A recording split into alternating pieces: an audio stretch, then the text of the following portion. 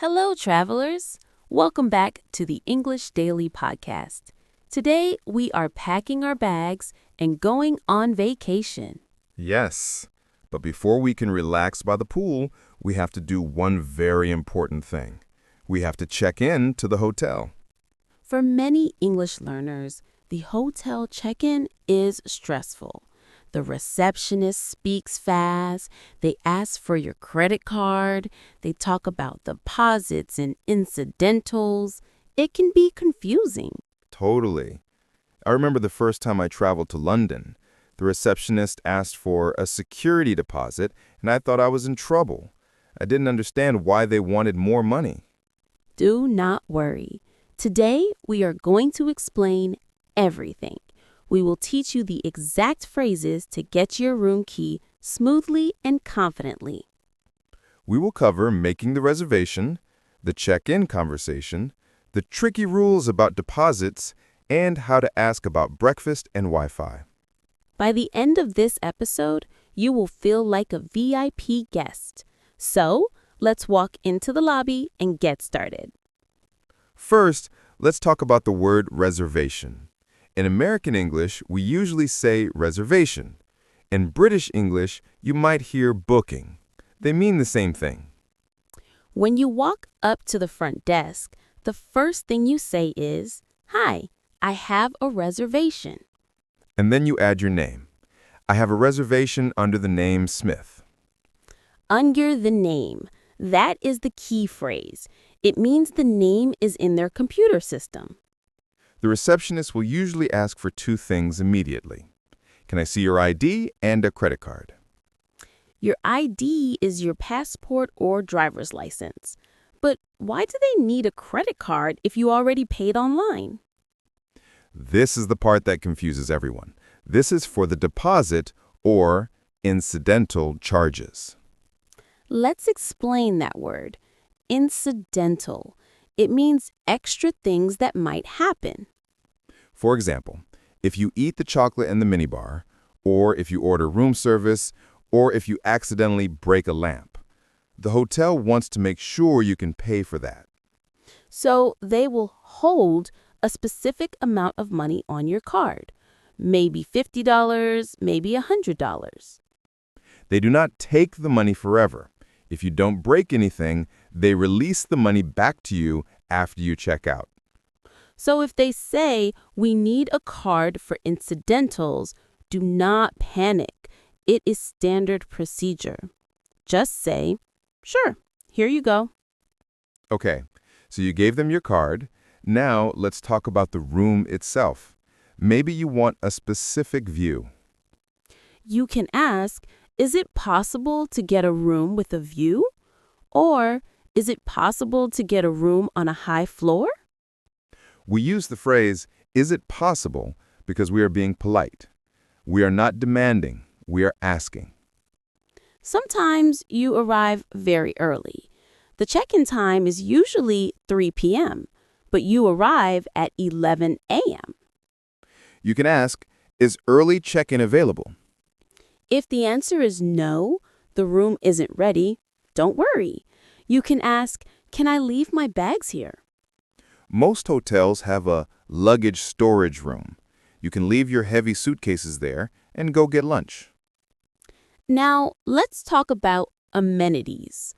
Amenities are the nice extra things the hotel offers, like breakfast, the gym, or the pool. The most important question is about food. Is breakfast included?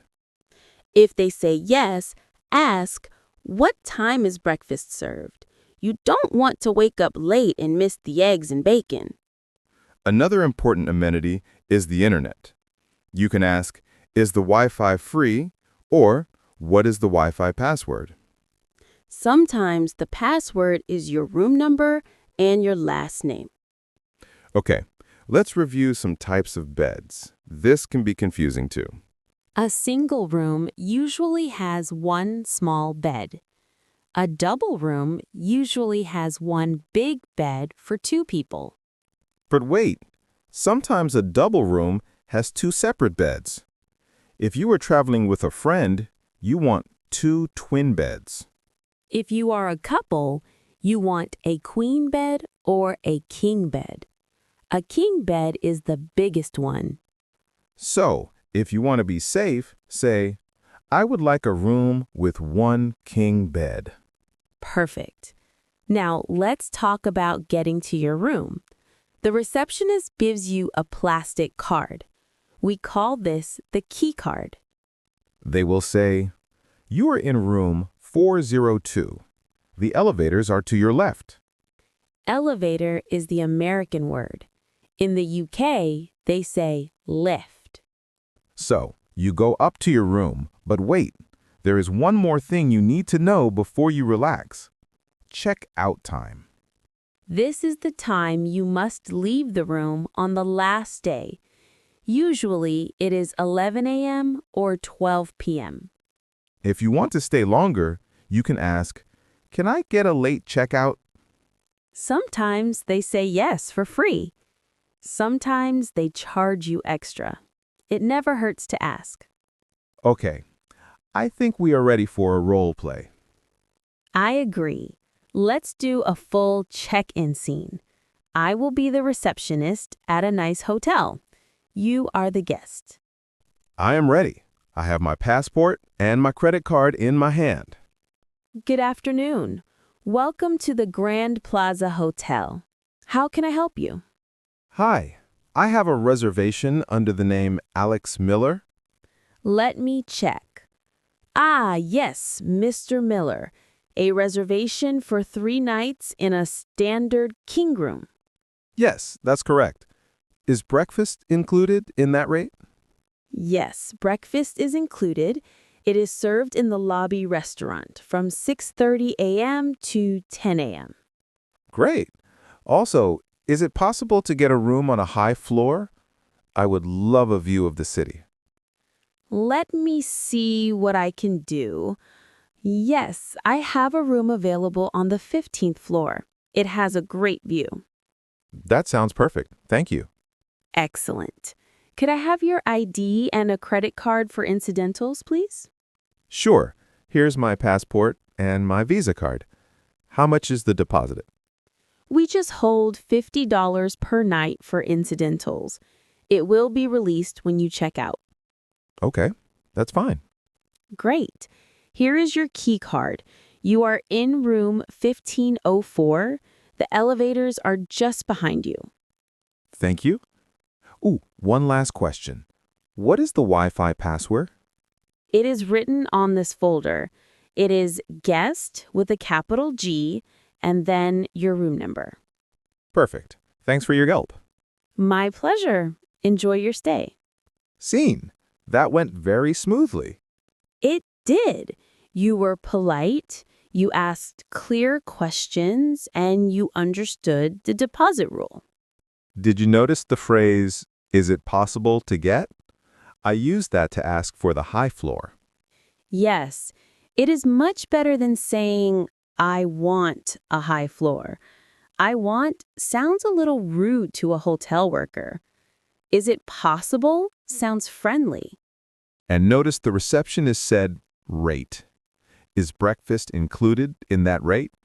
Rate just means the price, the cost of the room. Exactly. Now, imagine a different situation. Imagine you arrive, but the hotel is fully booked. There are no rooms. That is a nightmare, but it happens. If you made a reservation, they must help you. They might walk you to another hotel. That is advanced vocabulary. To walk a guest means the hotel pays for you to stay at a different hotel nearby because they made a mistake. Hopefully that doesn't happen to you, but if it does, stay calm. Getting angry rarely helps in English. Let's do a quick vocabulary review. I will say the definition, you say the word. I'm ready. The plastic object that opens your door. Key card. The money the hotel holds in case you break something. Deposit or incidentals. The machine that takes you up to your floor. elevator, or lift. The services like the pool, gym, and Wi-Fi. Amenities. And finally, the time you must leave the room on the last day. Checkout time. You passed the test. You know, the most important thing at a hotel is just to smile.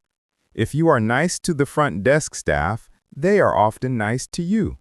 Maybe they will even give you an upgrade. An upgrade. That means a better room than the one you paid for. We all want an upgrade. Next time you travel, try these phrases. Don't be shy. If you found this episode helpful, please leave us a comment.